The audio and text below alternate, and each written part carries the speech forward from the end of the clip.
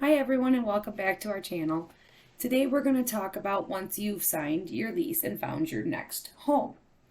One of the first things that you should be given during a lease signing is a form that is called a move-in checklist.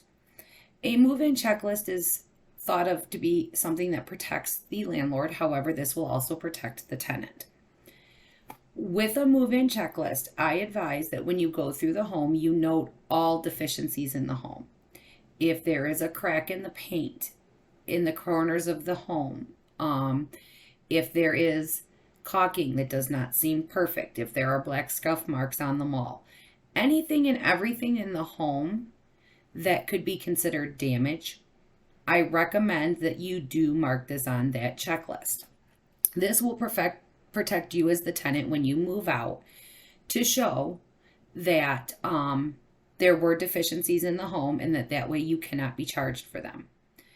I also recommend taking a video of the home the day you move in before you move your items in and emailing it to your landlord. Just when you return your 7-day checklist, just say, hey, here's also a video that we made upon move-in. It gives you a good reference point to go back to, and there's no question whether your video or the landlord's video is accurate. It was done when you moved in, it was emailed to them, and at that time, if they don't feel it's right, they could contact you. I also recommend that you check all things out, such as the plumbing, such as that the heat turns on, even if it's the middle of the summer, turn it on. Air conditioning. These things are good to check the day you move in because you don't want to be surprised. If you move in September and you turn your heat on in October and you have no heat, it's good to get ahead of it. Also check all the plumbing fixtures, flush the toilets, turn the water on, check for leaks. Although you are the new renter, there is that small opportunity that between the time you viewed the house and completed your application and the time you actually move in, that something happens. And the landlord may have had a plumber out or an HVAC company out or any type of contractor out to do work, and something was missed. So it's always good for you to check so that you know that everything is operating and working. From the landlord side, I would recommend that the landlord walks the house before they sign the lease and provide them with the move-in checklist. I recommend that a landlord have themselves or their property management company do their own checklist, pre-move-in checklist, one that just they do, and compare it to the one that the tenants send. There may be some items that are found that were supposed to be repaired that were never repaired, and it's a good way to catch those things that need to be done. I do recommend open communication as a tenant to the landlord. Letting them know what is going on in the home is always a good thing.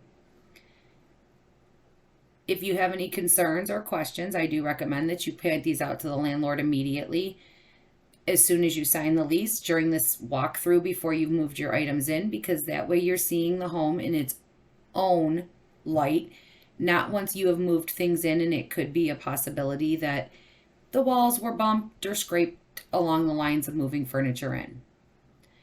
These are all good things to follow and good things to remember when moving into a new rental or even a new home. If you're moving into a new home, I do strongly encourage that once you have done your mortgage, your application, you have signed the contract, you've made the offer to purchase, I do highly recommend that you accompany the inspector during the homeowner's inspection, which will be covered in a future video. I also recommend that when they are getting ready to close and you are allowed to walk the home one more time, that you do take advantage of that opportunity and walk the home before you close, because there are things that might have been stipulated in the contract that are supposed to be left there. It could be appliances, it could be washers and dryers, it could be light fixtures, it could be a swimming pool or a trampoline in the backyard that were supposed to remain. And you want to make sure that those items are still there before you go to closing, because once you go to closing, it makes it a little bit harder to address those issues. I hope some of this information was helpful. Please continue to watch our channel and we'll have more information on different items of the rental and homeowner process from both the tenant side and the landlord side, and then the purchaser and the seller side of real estate. Everyone have a great afternoon, and don't forget to like and follow us below.